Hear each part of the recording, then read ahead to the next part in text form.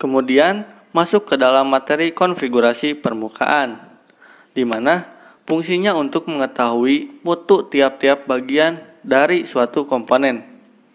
Kekasaran permukaan dan pengerjaan permukaan merupakan suatu ketentuan mutlak di dalam teknik penggambaran. Di dalam konfigurasi permukaan, terdapat tanda-tanda pengerjaan, yang di dalamnya ada lambang dasar yang terdiri dari dua kaki yang tidak sama panjangnya dan membuat sudut kira-kira 60 derajat dengan puncaknya menunjuk ke permukaan yang diperhatikan. Untuk lambangnya, bisa dilihat bahwasanya di lambangnya tersebut ada angka-angka atau huruf-huruf yang sudah didefinisikan. Misalkan ada A1, A2, B, C, D, dan E. Untuk A1 dan A2, yaitu batas kekasaran maksimum dan minimum. Untuk B, itu untuk cara pengerjaannya. Untuk C, adalah untuk panjang pengerjaannya. Dan untuk D, yaitu arah bekas penyayatan atau pengerjaan. Dan E, kelonggaran permesinan atau pengerjaan. Untuk F, yaitu nilai kekasaran lain.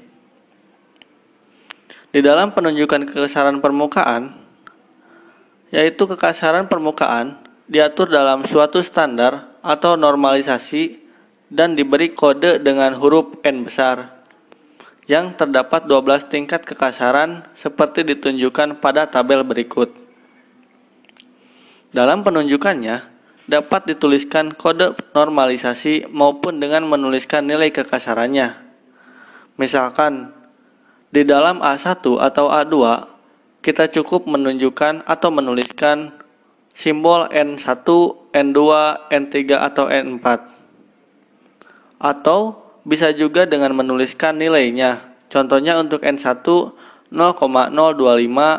N2 0,05. Di dalam konfigurasi permukaan, terdapat banyak sekali lambang-lambang dan simbol-simbol yang dipergunakan.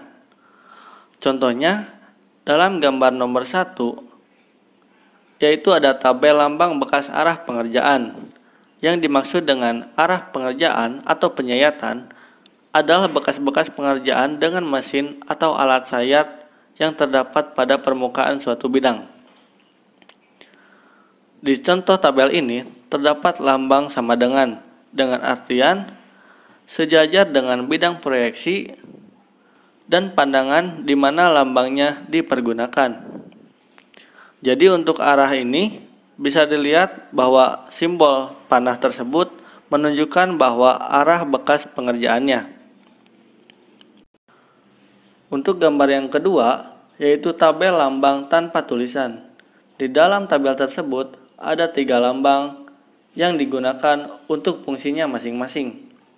Yang pertama, ada simbol dasar, yaitu digunakan untuk mewakili simbol pengerjaan yang lebih dari satu dan untuk menunjukkan bahwa jenis pengerjaan tidak ditentukan. Untuk nomor 2, yaitu simbol dasar dengan garis penutup, dengan arti bahwa permukaan tersebut dikerjakan dengan permesinan.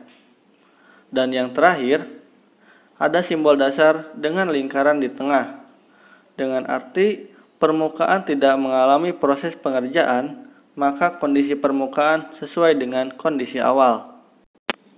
Untuk gambar yang ketiga, yaitu ada tabel penunjukan kekasaran dalam lambang pengerjaan.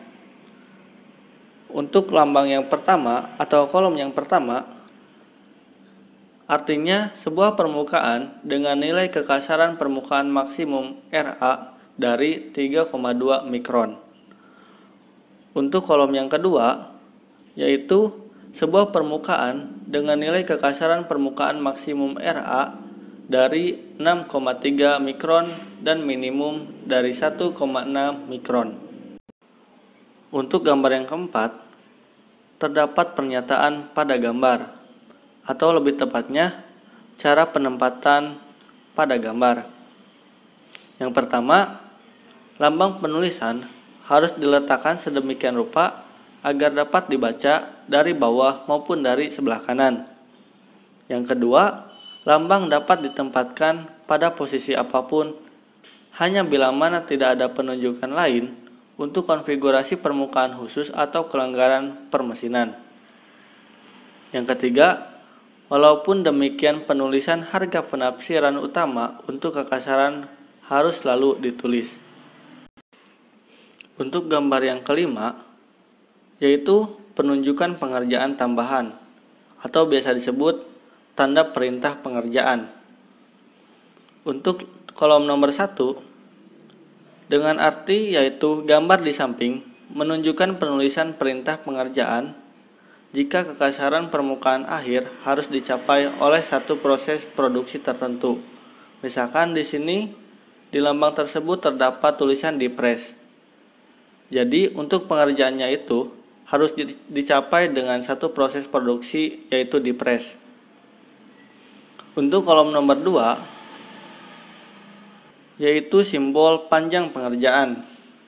Gambar di samping menunjukkan penulisan panjang pengerjaan dalam satuan milimeter atau inci sesuai dengan satuan umum yang digunakan pada penunjukan ukuran. Panjang pengerjaan ini dicantumkan jika diperlukan. Bisa dilihat dalam lambang tersebut terdapat 2,5 mm.